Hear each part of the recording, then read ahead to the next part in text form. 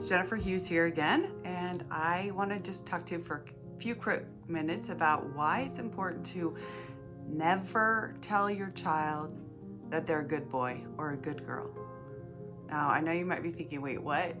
But the reason is because when you tell them you're a good boy or you're a good girl, like if they do their chores or if they do good on their homework or something like that, they assume that's what makes them a good person, right? So if you are telling them you are a good boy, you're a good girl for doing your homework, for doing your chores, for practicing the piano, for whatever it is that you expect them to do, they think that's what makes them good. Therefore, if they don't do it, they're a bad person. So instead, it's really a wise idea to be specific with your praise and with your validation. So what was it that made you happy? For if it's about their schoolwork, you can say, which right now it's summer, but you can say, I really love the creativity you showed. If it's artwork, I really love all the colors that you put in here. This shows a lot of creativity. It shows a lot of forethought. Hey, I've noticed you're a really good problem solver. You've got great problem solving skills. These are some of the examples of positive feedback, specific positive feedback that is far better than telling them they're a good boy or a good girl. A few more examples, maybe. Let me think. You're really good at math. I think you just have a great numbers brain.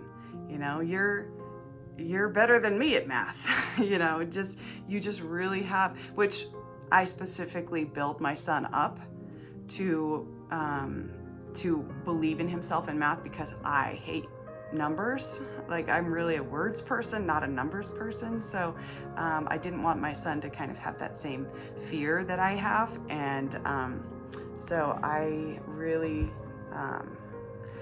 wanted to have him believe that he's really good at it.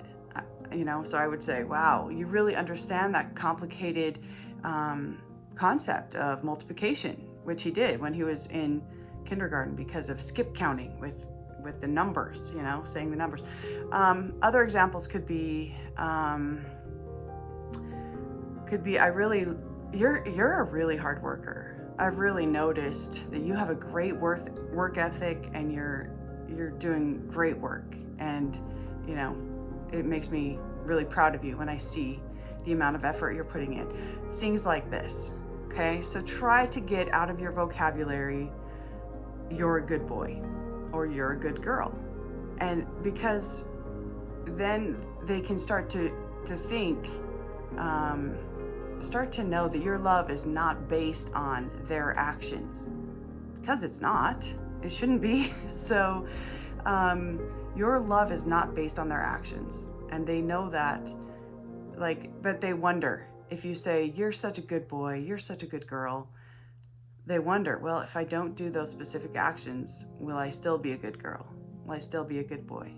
So so just a quick little thought about that. And so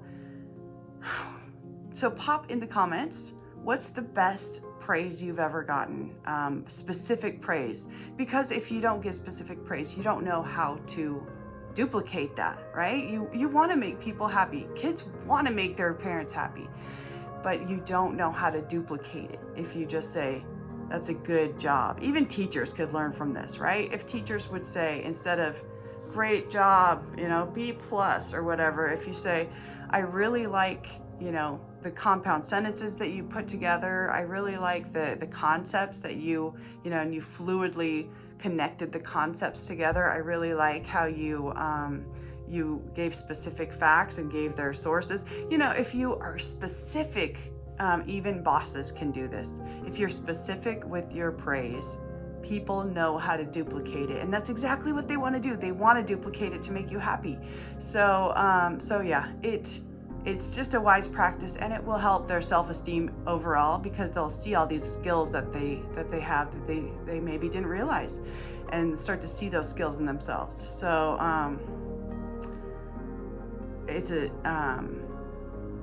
this is another topic for another day, but I'll quickly say it too, is this also might be a good practice to do for yourself. Every night before you go to bed, you could look into the mirror and say, you know, Jennifer, which is me, Jennifer, I'm really proud of, you know, the way you worked out today, even though you didn't feel like it. So I'm proud of you for that. So good job. You know, you've got a great work ethic or something. Like, it's really weird. Believe me, it just feels really weird, but it makes you happy. Like, after you get over the weirdness, which can take like 2 months. But if you just do this every night, it can also help with your self-esteem, which, you know, moms could always use a little bit of help with. So we'll talk more about the mirror exercise another day. Yeah, you do this looking in a mirror in your own eyes. We'll talk about that another day. Anyway, for now, stop telling your kids they're a good boy or good girl. Give them specific praise, and pop down in the comments what's the best specific praise you ever got, or that you are inspired to give now. All right, I'll come back at you next time. Thanks. Make sure to like, and thanks for watching our Mom Champ video.